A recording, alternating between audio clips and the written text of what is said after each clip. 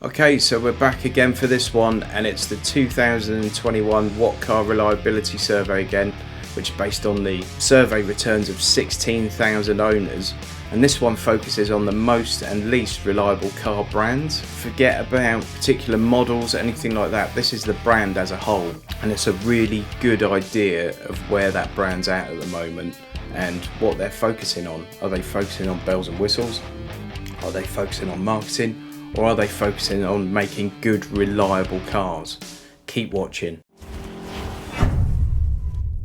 So I haven't yet looked at this, and I want this to be my genuine reaction. I have done a couple of other videos now. Did one on the most unreliable cars and one on the most reliable cars by type, I guess. So like family hatchbacks, small cars, MPVs, luxury cars, etc. So I'll put a link to that up there. I may even do I'm going to do a playlist for these reliability surveys, all right? So if you want, you can just jump onto that playlist and see all those videos I've done so far on car reliability issues. And I'll put a link to that up there. Okay, so I haven't seen this. I want this to be my genuine reaction at the same time as yours, although I've seen some of those other things, so I know what to expect in some areas. I think it's going to be a bit mind-blowing in places, so let's dive in. So this is based on 16,000 people submitting surveys. So as you can see there, this is reliability based on these surveys and for cars up to 5 years old. All right. So the most reliable brand is Lexus. I think the luxury arm of Toyota, it just says reliability, doesn't it? You don't really need to dig into it any more than that. It's the luxury arm of one of the most reliable brands. So not a massive surprise. Number 2 is Dacia. Would you really have expected that? I guess the thing you can say about Dacia is or Dacia or Dacia or whatever you want to call it, but they're very simple, basic cars, so perhaps they don't all have as much on them to go wrong.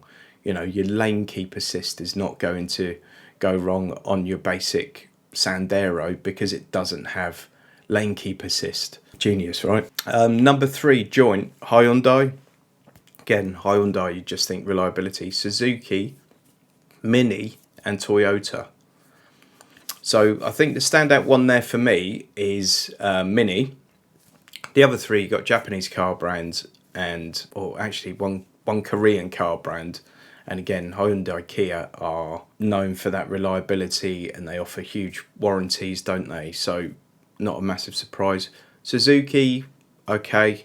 Toyota, again, massively reliable. They've got that brand, they've got that kind of reputation for being bomb-proof, haven't they, Toyotas? Mini's an interesting one. So Mini's obviously BMW Group, and it's good to see they're really reliable because I know they're mega expensive to repair if things go wrong. So it's good to see that they're reliable with the new Minis. Number 7's Mitsubishi.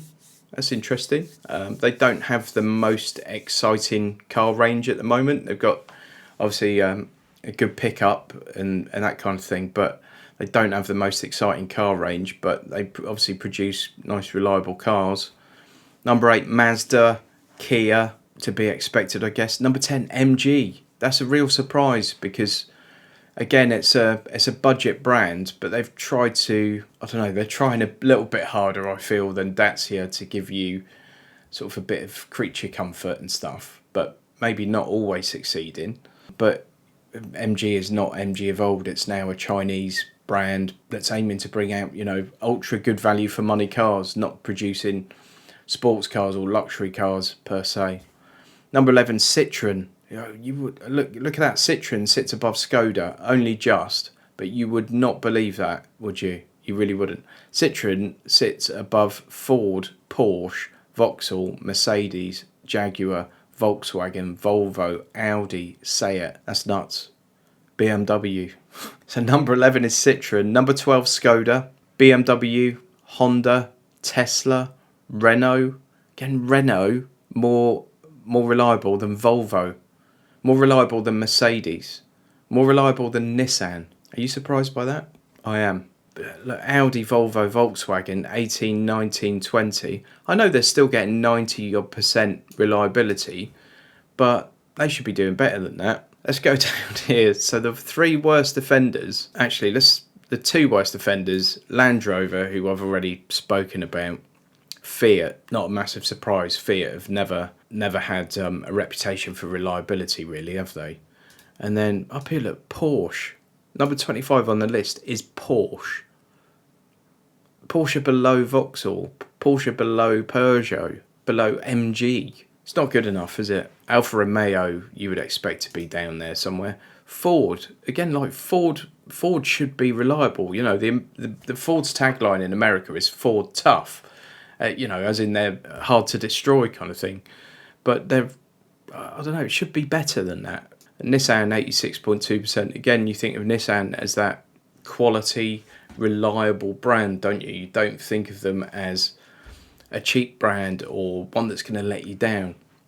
So there we go. It's not an exact science, this thing, is it, folks? This is based on 16,000 people completing a survey and sending it back.